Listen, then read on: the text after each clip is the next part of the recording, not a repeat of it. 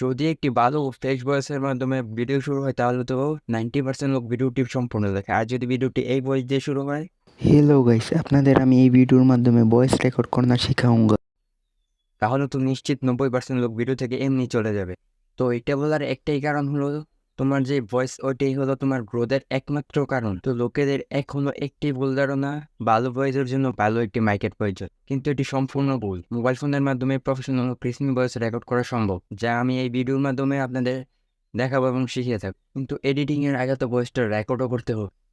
Edit তো শুধু 30% না, মেন 70% ভয়েস তো রেকর্ড করার মাধ্যমে হয়ে থাকে। ভয়েস রেকর্ড করার সময় সর্বপ্রথম দুইটি স্টেপ আমাদের খেয়াল করতে হবে। এডিট করে তো ব্যাকগ্রাউন্ড নয়েজ রিমুভ করবোই, কিন্তু চেষ্টা করবো যথাসম্ভব ফিজিক্যালি ব্যাকগ্রাউন্ড নয়েজ রিমুভ করার। কিন্তু কিভাবে? এটার জন্য এমন একটি রুম সিলেক্ট করতে হবে যেটার মধ্যে ইকো একদম না থাকে। যদি ইকো থাকে ওইটাও সমাধান করা যায়, কিন্তু কিভাবে?